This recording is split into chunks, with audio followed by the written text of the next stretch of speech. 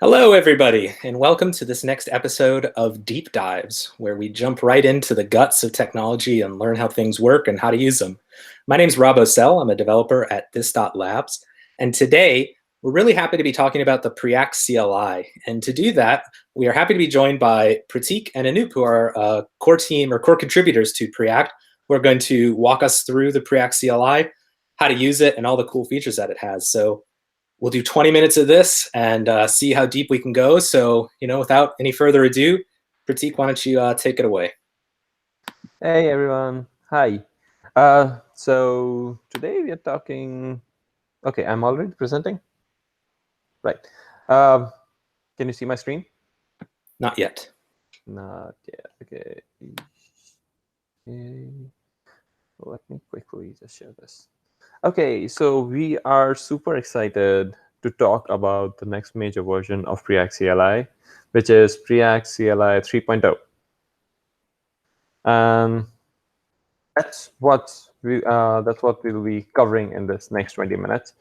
We have been working on this next major version for quite some time now, and we have kept it under like a next tag on npm for quite some time. So like people have used it, but we wanted to take this opportunity and go through each and every new thing that we have introduced.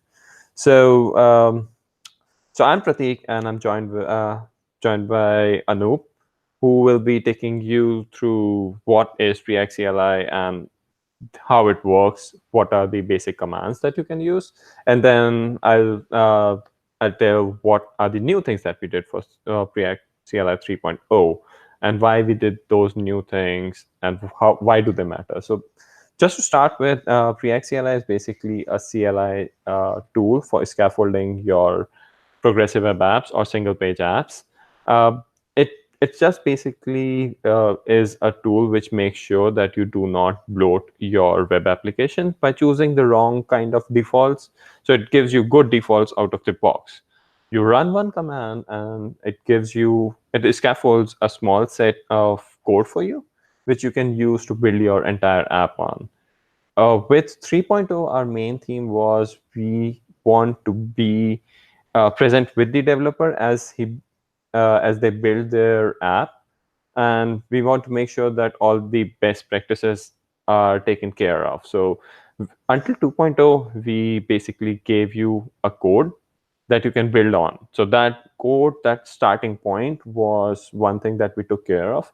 That it's a great starting point. Every score on Lighthouse was 100, and then you are off on your own. With 3.0, we are trying to extend our help and throughout your journey of building your web app. And we want to make sure that you do not do something in the later stage of your development, which basically hampers your performance. So I'll ask Anup to explain the rest of some of these stuff.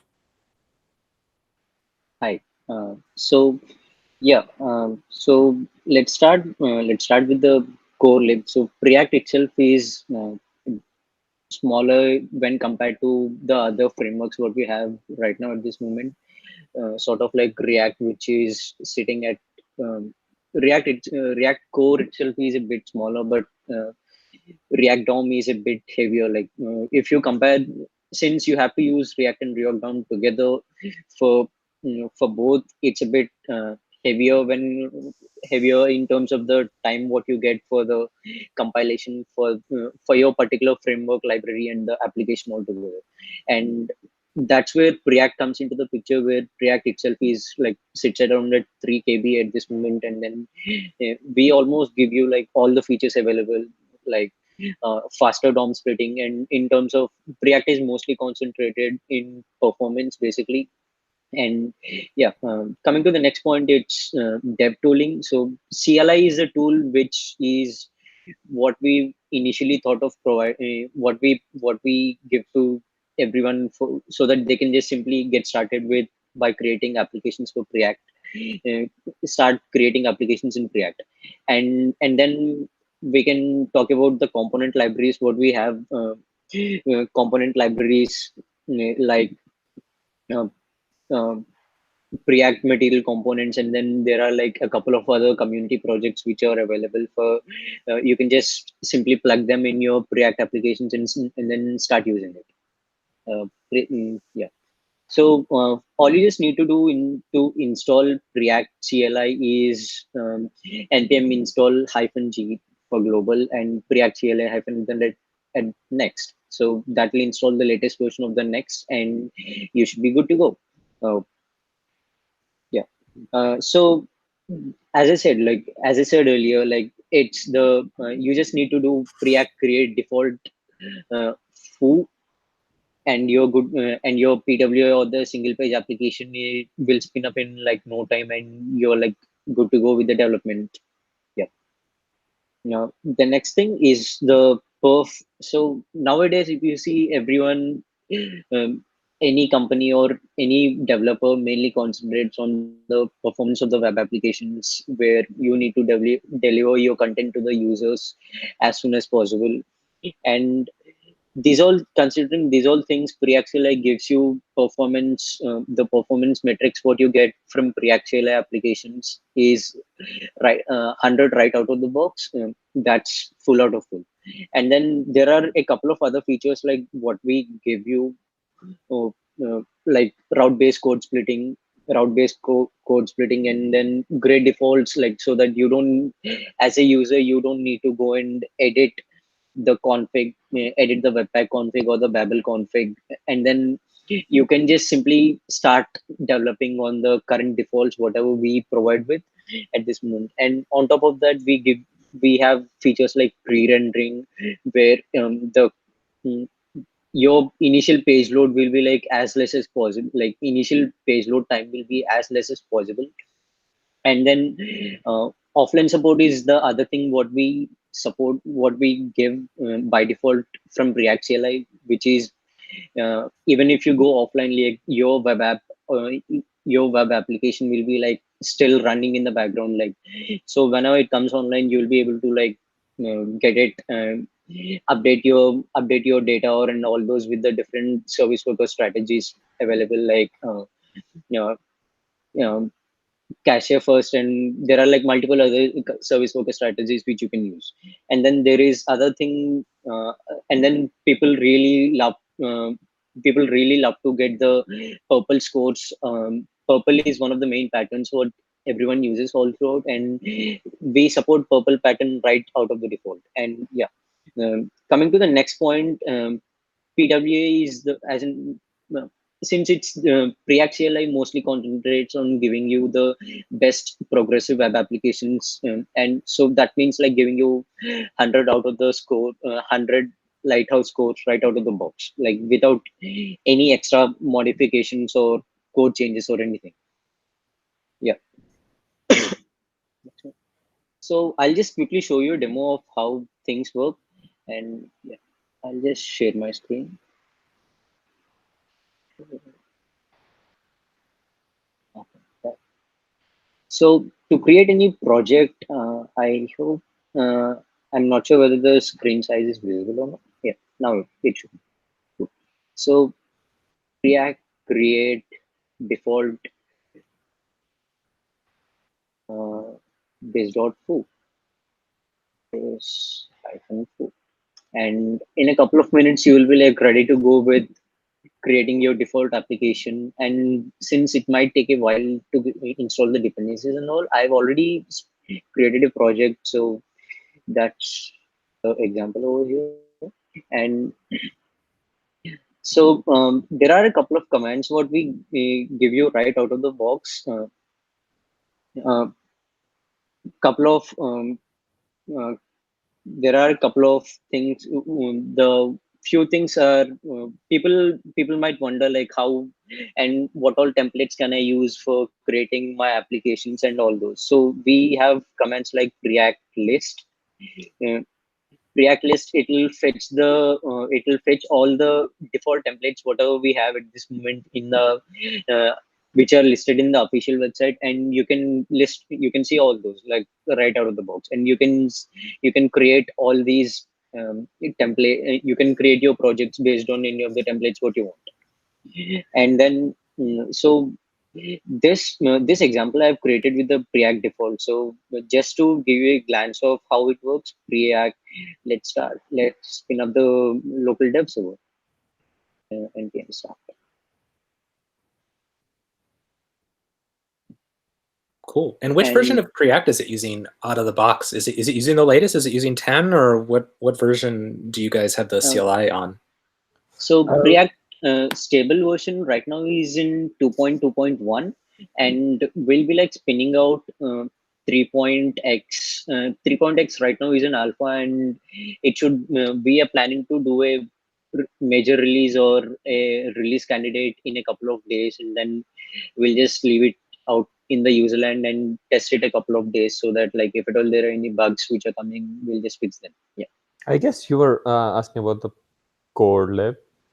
Rob? Right. CLI is right now using the stable 8.x version. I don't know what the 8.x is right now. We are experimenting with Preact 10, but Preact 10 has a lot of changes. It has changes in its VDOM shape. It has changes here and there, everywhere, left and right. So that's what we are currently still working with. But as soon as Preact 10 comes out, all our templates and everything will upgrade it to Preact 10. And Awesome. without you noticing it, you will start working with Preact 10. Great. Yeah. All right. So as I said, like once after you create your application, all you just need to do is npm run start, and you're like good to go with your initial default for developing any sorts of for developing your web apps, web applications. And right out of the box, Preact gives you a couple of other features like code splitting, route-based code splitting. So you might wonder like what exactly is route-based code splitting. So yeah, so let's see. So right now, if you see, it's only one bundle which is fetched over here, and that is the initial route home route chunk. Can you And then increase when the you go size of to the console? yeah, I'll do it. One second. Okay. So, is this visible now? Yep. Yeah. Cool. So yeah, initially the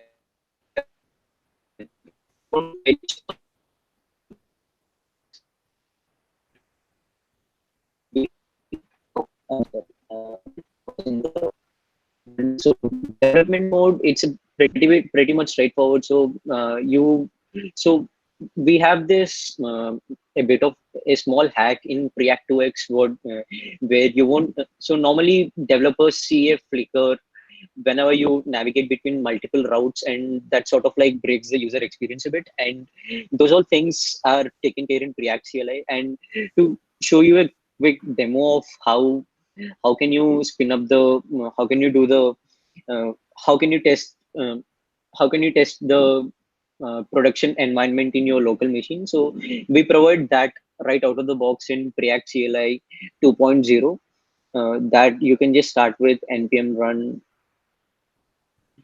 and run start production. So when you run it starts the entire it builds your web application, and then it runs via local server which serves on HTTP using serve. And yep, we are ready to go here. So let's go. So right now it's just only one bundle which is like fetched. Let me just quickly clear the storage node. Storage.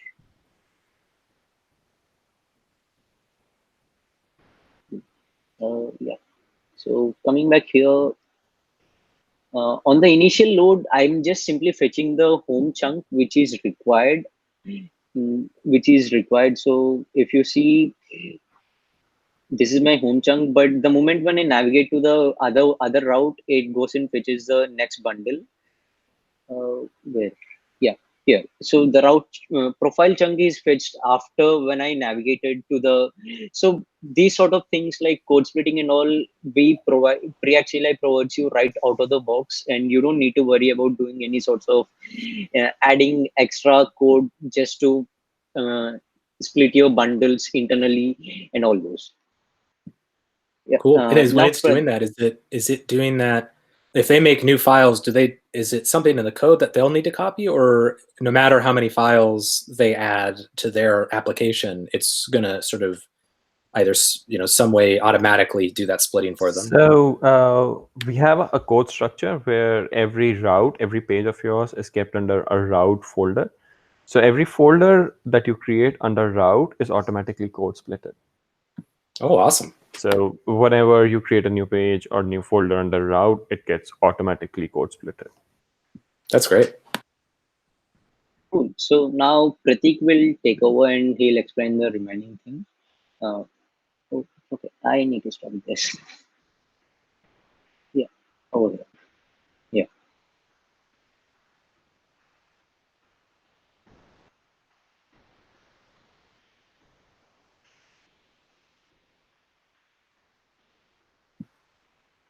Can you see my screen? Yep. Okay, awesome.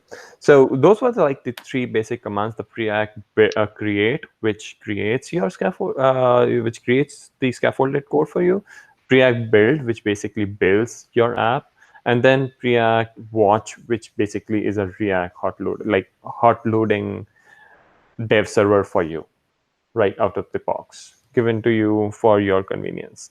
But then there are things like also we build service worker for you, and then we build auto code splitting as Anup has shown.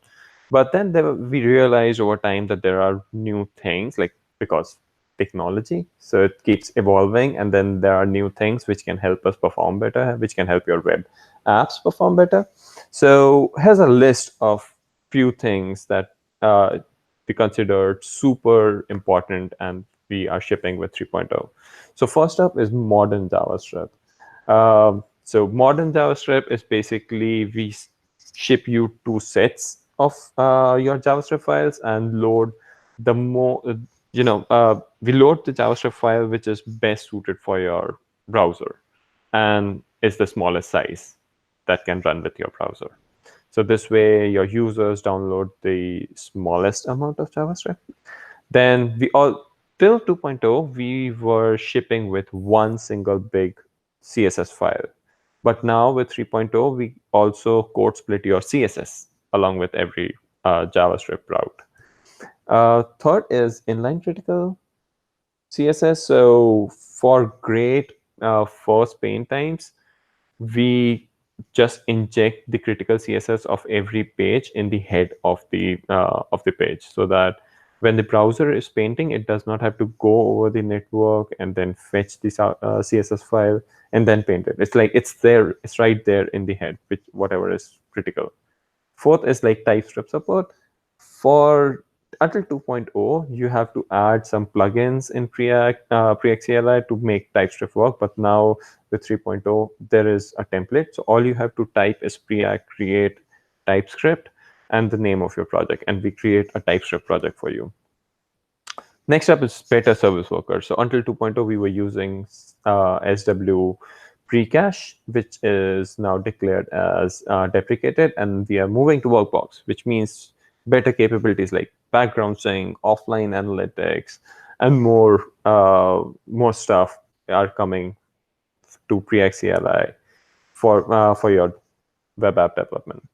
6 is CMS support. So say you have a CMS like Contentful or anything, which has a bunch of categories or your users or anything that you also want to build your web app with. Like while building, you can contact your CMS, get the list of those pages, and we'll pre-render those pages for you.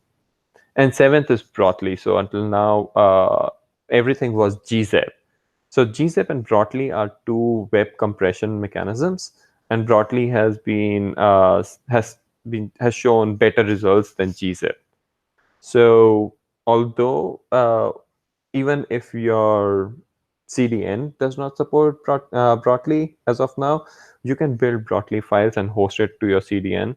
And with some tweaks to your header files, you can like use Brotli compression right now with Preact CLI, even if your CDN does not support it.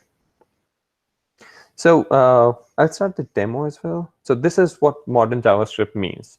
If modern JavaScript is not enabled, you will see bundle.js, a JavaScript file for every route, like route home.chunk.js, route profile.chunk.js. But if modern JavaScript is like enabled, there is a duplicate file of .esm.js, bundle.esm.js, route home chunk.esm.js, route profile. And what this means is there are two sets of JavaScript file for every route. One is ES5 and one is ES6. If your browser supports ES6, we load the smaller bundle of ES6 and your like lesser download size.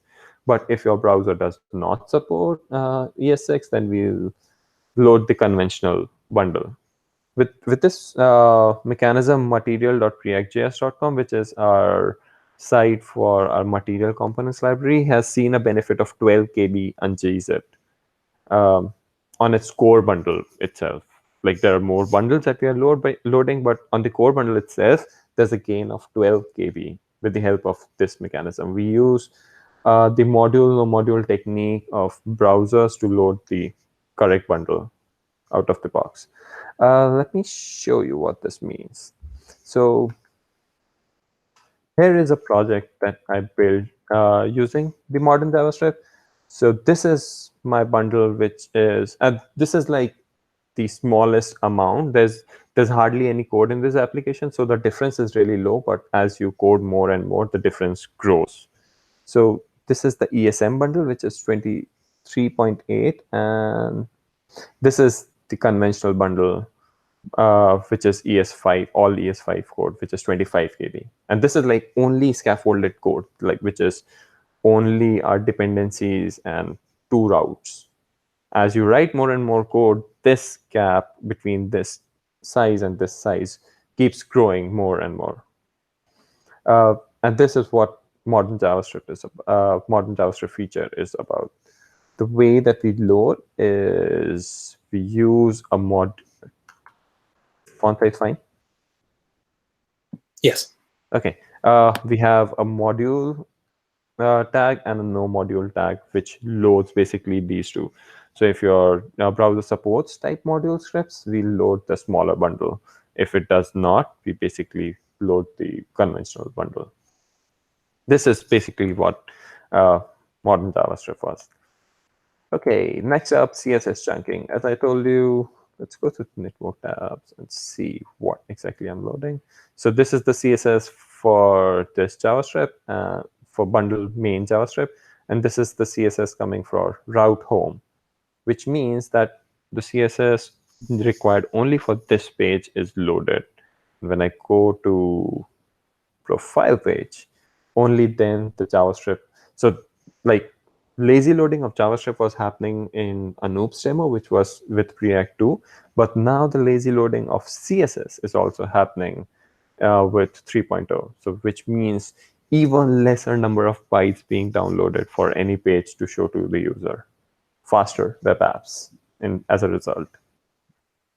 Next up, inline critical CSS. So which means, let's quickly go here and see what does this mean.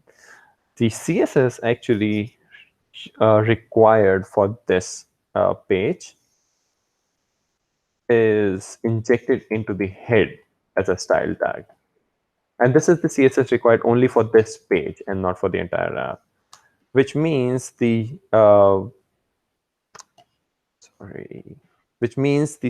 browser does not have to go to the network to fetch the CSS required for this page, and which means like the first paint of this page, first contentful page, first meaningful page of this page, all three of them can be done way faster than before. So like no network request is required to paint this page as it is looking right now. Okay. Next up is Typescript. As I told you, like you can use this particular command, this particular command to just scaffold a TypeScript project with Preact. So TypeScript support is out of the box. Of late, the TypeScript project has gotten so much popularity, and even myself, it's so hard to imagine going back to just normal JavaScript when you have worked with TypeScript for quite some time. So we thought, let's just bake this right in and right out of the box.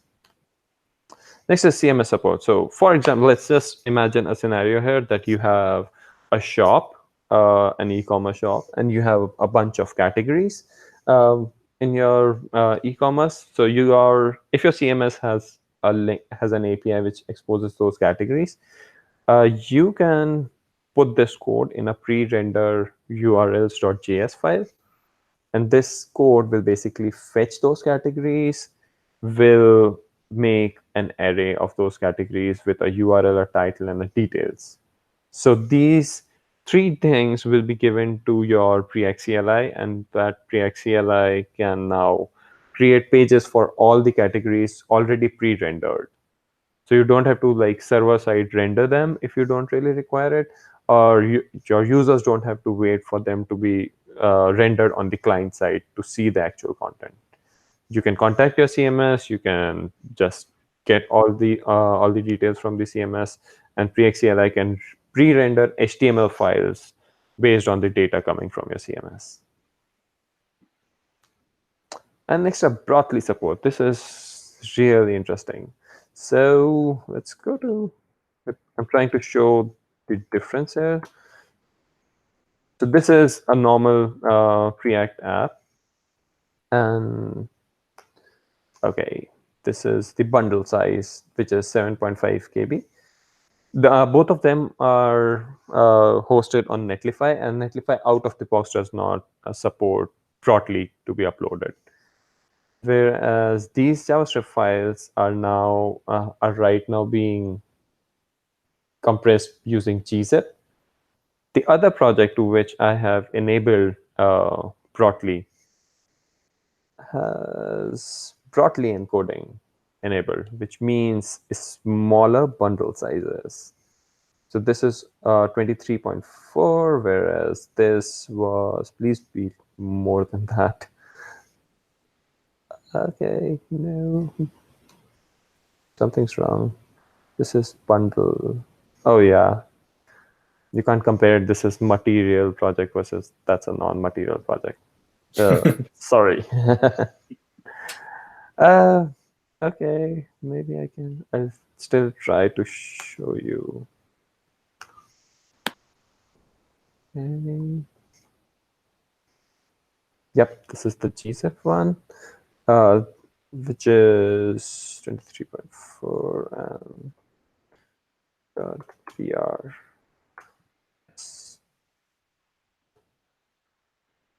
Okay, this won't show. Okay, it's really hard to show it in the DevTools right now. No worries. Oh my god. Okay, I should have prepared a better demo here. But That's okay. Yeah, all our Brotli compression ratios are much higher than what gzip offers right now. So with this, you might have to add headers information, because the way it works is browser fetches your file from the network and tries to uncompress it before giving it even to your service worker. So what I've done is I've added a file of headers to this web app, which says that any file which is .br should be sent with a header content encoding as br instead of gzip. So you might have to add this small header information to your hosting provider, but the rest of the work, like the generation of Brotli bundles and the rerouting using service worker of Brotli bundles, is all done by Preact CLI. Last thing, flag support. We know as a CLI tool, we try to do our best, but we cannot cater to each and every need of every developer out there. So all the features that we discussed are behind flags. If for any reason our strategy of building modern JS is not working for you, --esm, like this, these are the flags of build. So you use them with Preact build. So you can say Preact build --esm space false. and that will disable modern JS in case the thing that we are doing for you is not working for us. Similar is for service worker. If you don't like our service workers, please tell us. But also immediately you can switch off our service worker and start writing your own. So similar is for Brotli. Brotli as of now is not enabled by default. It's an opt-in thing because you have to do additional header stuff for your hosting provider. You have to tell that Brotli files have to be sent with header of content encoding PR. So that's why this is a strictly opt-in thing, and that is not switched on by default. The next thing is pre-render. We do pre-render to make your first page really, really quick. But if something is breaking, again, please tell us. But as a quick solution for it, you can switch off this feature using pre-render. And next is critical CSS. So while we are shipping all of this in RC pretty soon, if there are bugs that is stopping your development cycle, feel free to use any of these flags and switch off these features and keep moving ahead.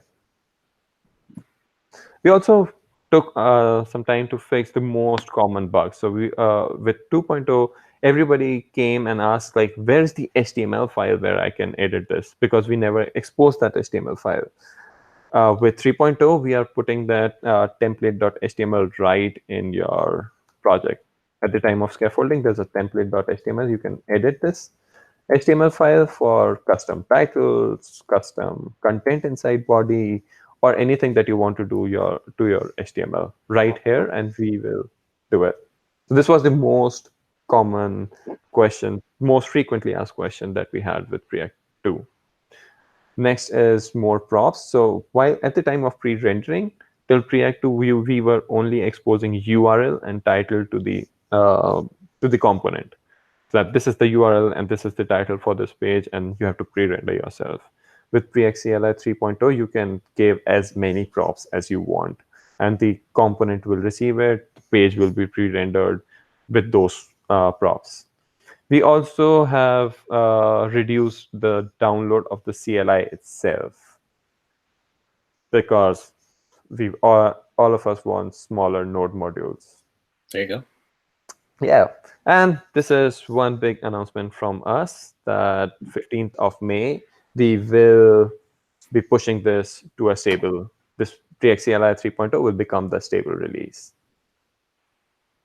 Cool. We want to get reports of bugs as much as we can before that. So we are also trying to release an RC this week. And like, even if not this week, we will definitely get it done before GOT Season 8 Episode 1 drops in. Because I know the productivity will go down after that. So there will be an RC coming out this week, and Preact CLI 3.0 will become the default stable on 15th of May. At last, we want to thank our sponsors that have contributed to Open Collective of Preact, and we would like you to keep doing it. Thank you so much. Awesome. Okay. Thanks a lot. Thank you so much, you two. And I had one question before we wrap up.